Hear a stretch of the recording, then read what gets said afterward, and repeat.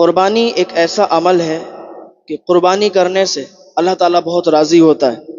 جو مالک نصاب ہے اس کو چاہیے کہ ہر بار قربانی کرے، اگر ہر بار مالک نصاب ہے، اور اگر نہیں کرے گا تو گناہ گار ہوگا۔ اکثر لوگ کہتے ہیں کہ قربانی کیا ہر مال سے جائز ہے؟ جیسے کہ کوئی حلال کمائی کرتا ہے تو ٹھیک ہے، وہ تو حلال کمائی کر رہا ہے، اس کو تو قربانی اگر وہ کر رہا ہے تو سمجھ میں آتا ہے کہ بھائی حلال کمائی ہے، مالک کے نصاب ہے، قربانی کر رہا ہے، اس کی قربانی بہتر ہے۔ لیکن جو لوگ حرام کمائی کرتے ہیں، حرام طریقے سے مال کما رہے ہیں، ان کے پاس پیسہ آ رہا ہے، وہ اگر کروائیں تو کیا ان کی بھی قربانی ہو جاتی ہے؟ لوگوں میں ایسا بات چیت ہوتی ہے کہ اگر وہ قربانی کرواتا ہے تو کیا اس کی قربانی کرنے کے بعد اس کا پیسہ جائز ہو جاتا ہے، اس کا مال حلال ہو جاتا ہے؟ نہیں، یہ صرف کہاوت ہے۔ قربانی کرنے کے لیے شرط ہے کہ مال حلال ہو۔ اگر مال حلال نہیں ہے، مال حرام ہے، تو پھر قربانی نہیں ہوگی۔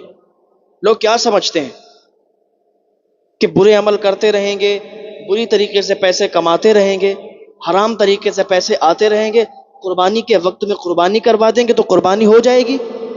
نہیں۔ اگر کوئی سود کھاتا ہے اور سود کھا کے اس نے پیسے جمع کیے، وہ قربانی کروا رہا ہے، اس کی قربانی ہو جائے گی؟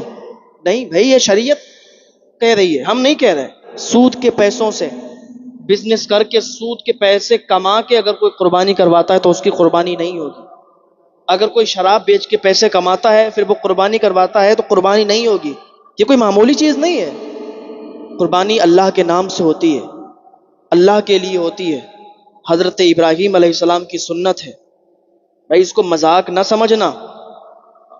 جو حرام طریقے سے کمائی کرتے ہیں، پیسے کماتے ہیں، اور سوچتے ہیں کہ قربانی کے دنوں میں قربانی کروا دیں گے، مال صحیح ہو جائے گا، پیسے جائز ہو جائیں گے، حلال مال کہلائے گا، ایسا نہیں ہے۔ بہت سے لوگ ہیں جو غلط کاموں میں پڑے ہیں۔ بھائی کسی کا حق آپ نے مارا ہے اور آپ قربانی کے دنوں میں قربانی کروا رہے ہو، کہ آپ کی قربانی قبول ہو جائے گی؟ سود کھا کے لوگوں کے خون کو نچوڑ رہے ہو، آپ غریبوں کا حق مار رہے ہو، اور آپ چاہتے ہو کہ قربانی کروا لیں تو قربانی آپ کی ہو جائے گی؟ دماغ میں سوچیں، نہیں ہو سکتی۔ آپ اللہ کی بارگاہ میں تائب ہو جائیں۔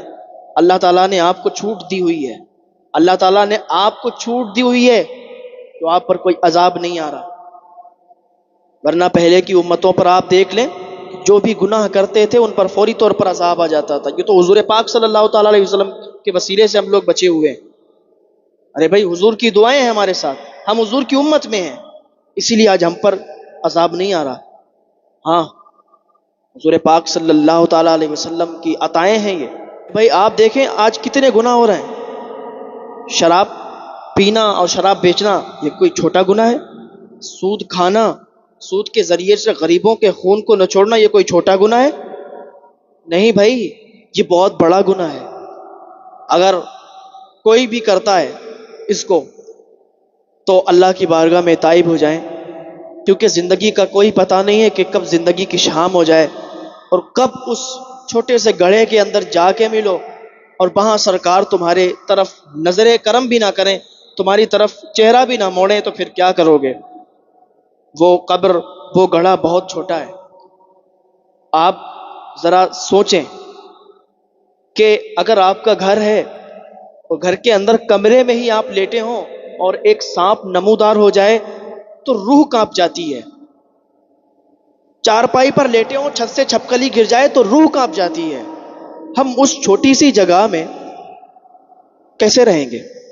اس چھوٹی سی جگہ میں جہاں سانپ بھی ہوں گے، جہاں ادھر سے بچھو بھی ہوں گے، اور اتنی چھوٹی جگہ اور اندھیرا ہی اندھیرا، وہاں سانپ، بچھو، طرح طرح کے کیڑے مکوڑے ہوں گے، کوئی ادھر سے ڈنک مار رہا ہوگا، کوئی ادھر سے ڈس رہا ہوگا۔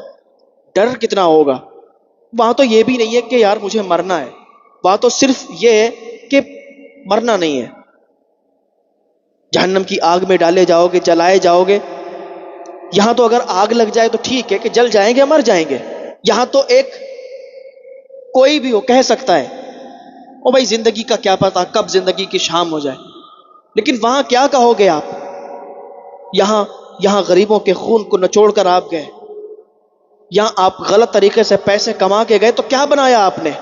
اپنے لیے کچھ بنایا؟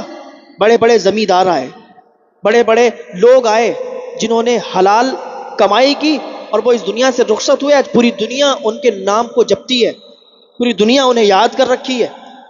لیکن وہ لوگ بھی آئے جنہوں نے حرام طریقے سے کمائی کی، حرام طریقے سے مال کمایا، لیکن ساتھ میں کچھ لے کے نہیں گئے، بلکہ ان کی اولاد نے اس پر عیش کیا، اور پھر ان کی اولاد بھی چلی گئی، پھر ان کی اولاد آئی، ان کی اولاد بھی چلی گئی، پھر ان کی اولاد آئی۔ یہ بھائی کیا ہے؟ یہ زندگی کا یہی طریقہ ہے۔